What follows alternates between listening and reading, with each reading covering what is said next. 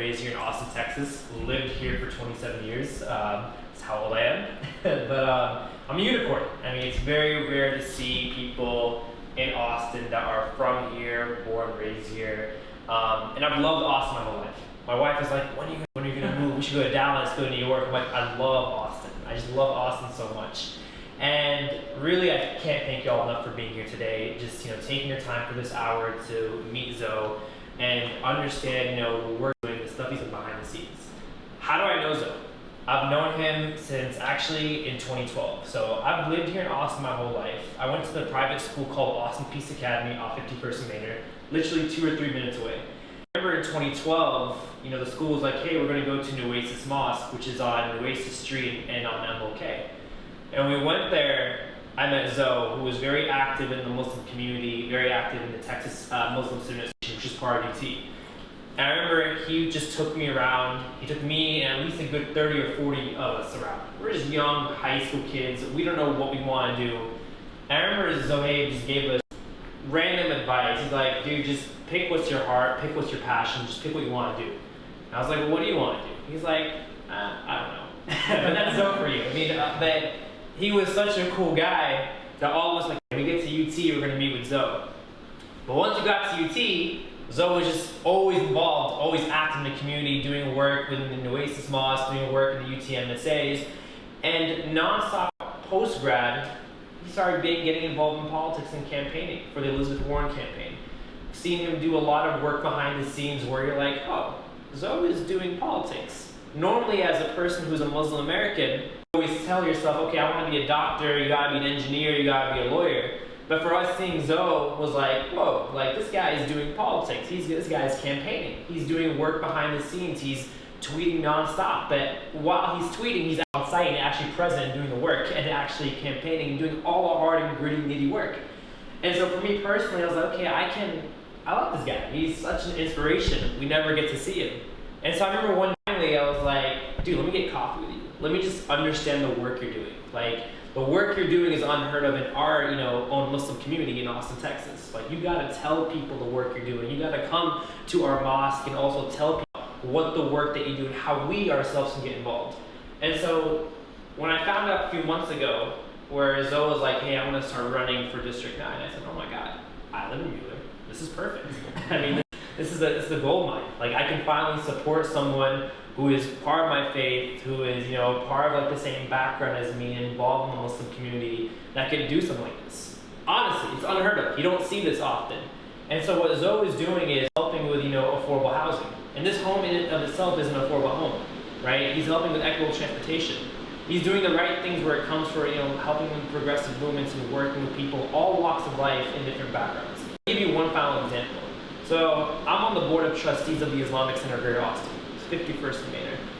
And after September 11th of 2021, around 2 a.m. I received a text message saying, hey, someone put some hate crime signs on your mosque. I said, no way. Send me a picture. Had a pig mask, had some curse words that you just don't want to see, and just attack. And I was like, dang, this sucks. I called 311. I called the police. No response. I kid you not, we're going to put you on hold for 3-4 hours. But they reached out to Zo.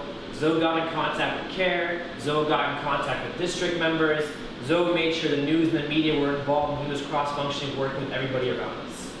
That's a person that I genuinely love. That's a person that I respect that will take their time and say, hey, I want to do the right thing. I want to put the work in, and I actually mean it. It's not all keyboard and text message. It's actually showing up and being there on site. So without further ado, Zo, I'm privileged to have you here at my home. Please, I would love for you to say a few words. Thank you, first and foremost, I want to thank Kareem and his wife, who's the person I hear right now. I want to thank all y'all for coming on out. When I was on my way here, I thought about everything that's going on in the crazy place called. Just the other day, there was another shooting at the 4th of July parade, and I think 6 people died. And just a few weeks before, we had a shooting at an elementary school in Uvalde. few days before that, there was another shooting in Buffalo, right? That was carried out by white supremacists, and several black folks were killed. And I just thought to myself that me as a child, I remember when it happened, and I said, surely nothing like this will ever happen again, right? And then I remember being a student at UT, and I remember watching TV when Sandy Hook happened. And I said, well, kids died this time, right? Like, surely this won't happen again. And it keeps happening, and keeps happening, and keeps happening, and keeps happening. So, my main takeaway, my main message is that we should never become numb to the suffering of others, right? Whether it's at the hands of gun violence, or recently seen from the courts, whether it's the Supreme Court letting us down in terms of gun control, in terms of abortion rights, and our own state government that rather than fixing the grid after the horrific winter storm that we had, they spent a session and several special sessions attacking abortion rights, trans, and attacking our very right to vote. So we need to make, I asked everyone here, anyone who's listening in, to make sure that you become numb to any of this, right? Like always have the mindset to fight back, to push back.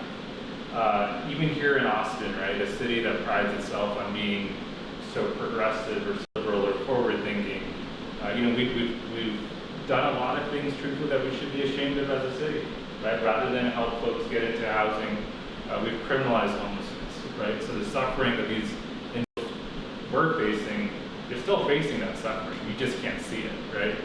They're in the woods where when it gets too hot or too cold, or if the weather takes a turn for the worse, they will die, right?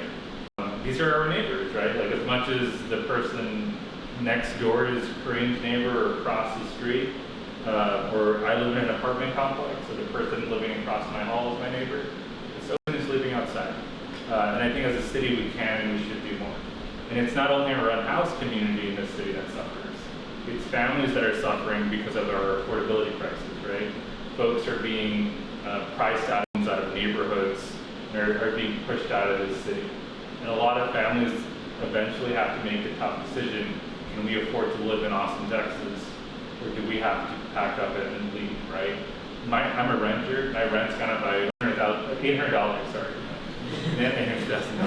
$800 in the past year. And that sucks.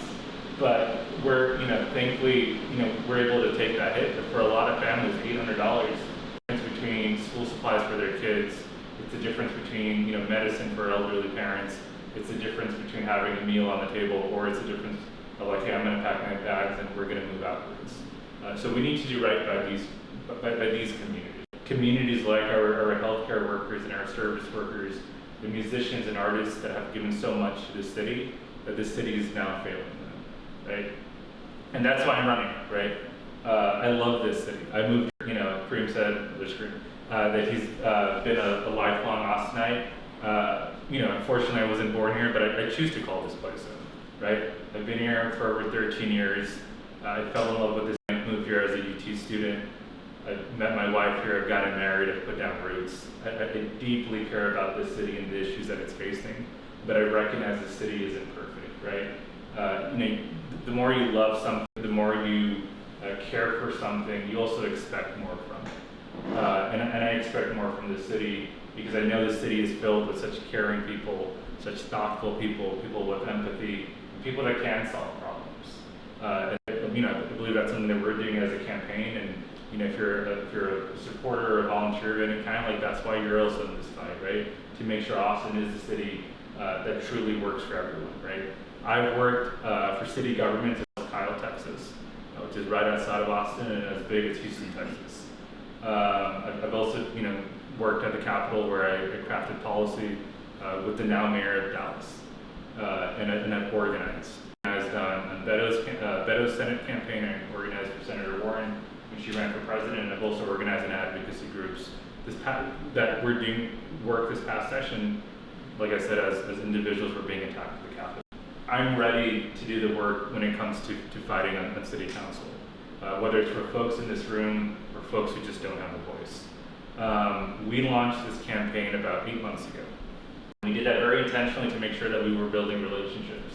Because often what you see campaigns and candidates truthfully do is that they are nowhere to be seen until 3 or 4 months until the election. And then they come out and they ask for your vote, they ask for your support, they ask for your money, and they want endorsements and all that stuff. But for me, I wanted to build relationships that will go way past an election cycle. That'll go way past even a candidacy, right? My hope is to win. My hope is hopefully to get reelected. But after that, I just want to stay in the city and continue to give back and work alongside my neighbors to make Austin a great city, a city that has the potential to be. So we've been on the ground. We're going to start our community canvases this week. I'm really excited about that. We've been having meet and greets and town halls. We had one yesterday with former council member Flanagan. And we've been able to make sure that we do right by our staff. We're paying all staff a living wage of $15 an hour, but also to do right by this community, and also to build coalitions that, regardless of anything, can either win come this November, or if this has to go into a runoff, we can be the candidate to win that.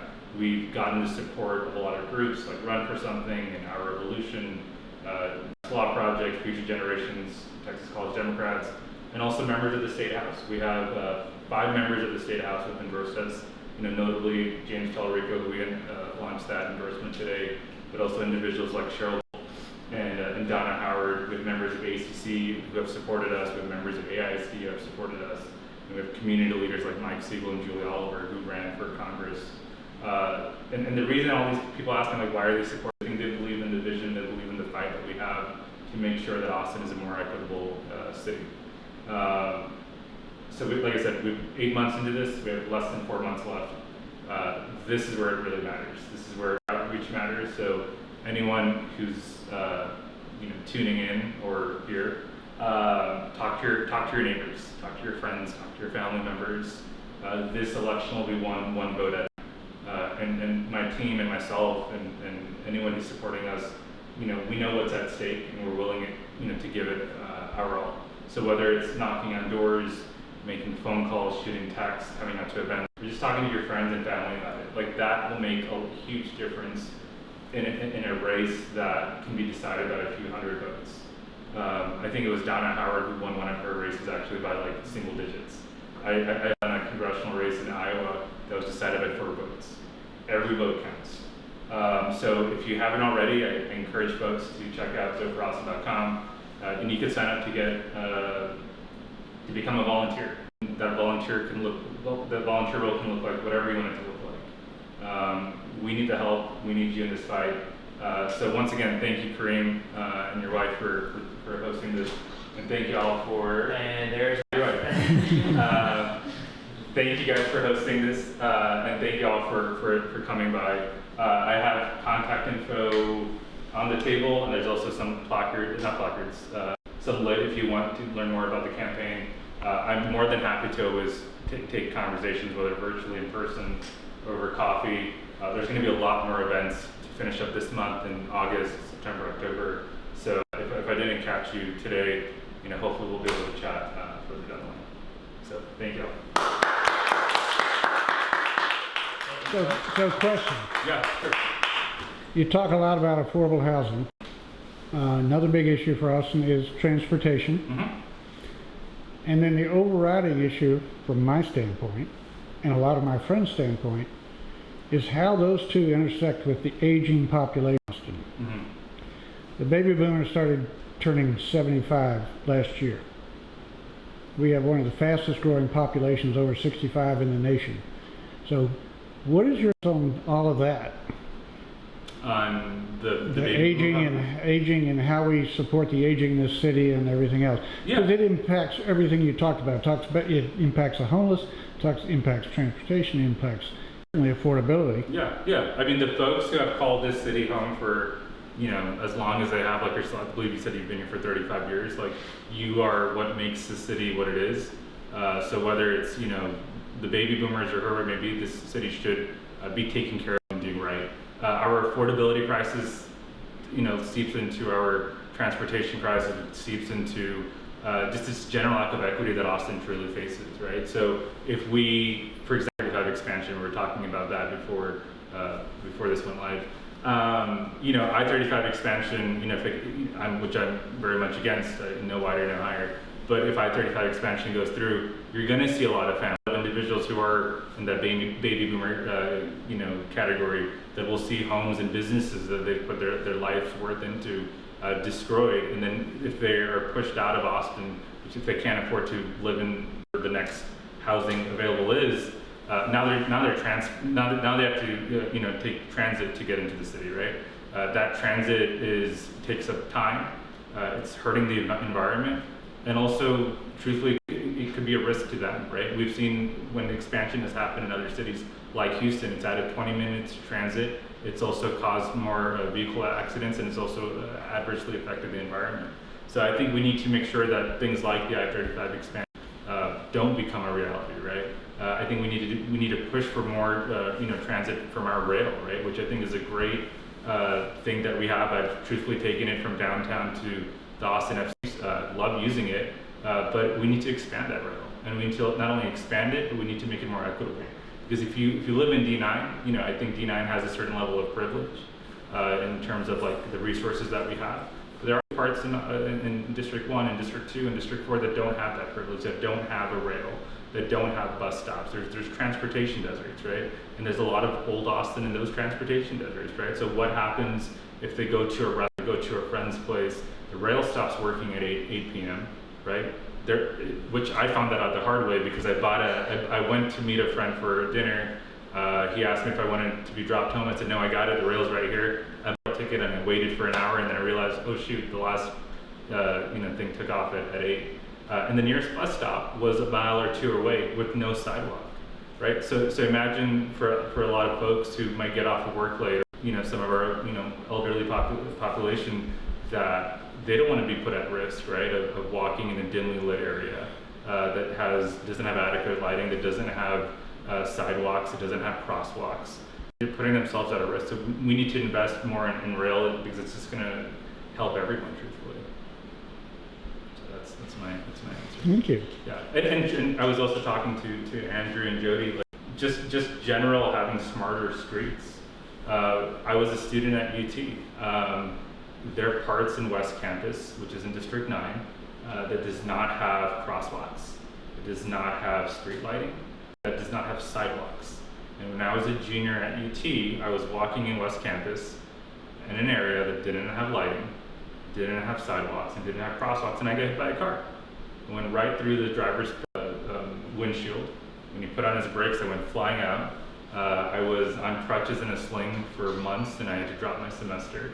And now that area actually has a crosswalk and a stop sign. So I like to take that. But we need to do more, right? Whether it's West Campus, whether it's Mueller, whether it's Hyde Park, whether it's Cherry, wherever it may be, because we need to make sure, you know, whether you've been here for 50, 60 years, or you've been here, you know, brand new student at UT, like, you shouldn't ever feel like your life or your well-being is at risk because that transportation or that safety from our streets is missing, or you can't afford to live in this city, so you have to get into the city to go to school or to go to work, and that opens up its own bag of mishaps that can happen.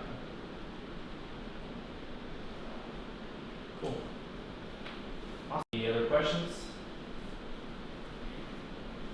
Well, I want to thank you all for coming and being here today. It really is an honor. Actually, it's like my first time inviting guests since like before pandemic, so y'all are the first guests here. So thank you all for being here today. My one ask is this: if you truly support Zo, you truly like the work that he's doing, big ask is tell your neighbors, text people.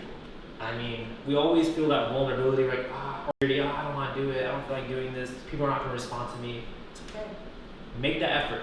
One person can link to two can link to four can link to 8, you never know, right? So put that effort there, dedicate the time just like how you dedicate today for 45 minutes to an hour, and put that work in if you truly support Zo.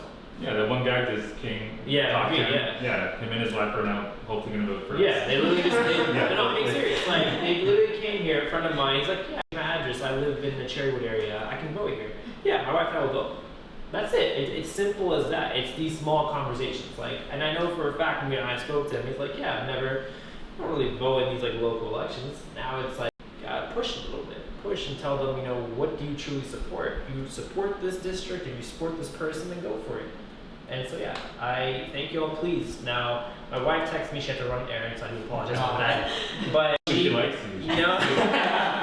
But she said, please grab some snacks. There's drinks, there's Hershey's, cookies. Please grab as much as you guys can. But yeah, thank you all for coming. Hope you all have a good time.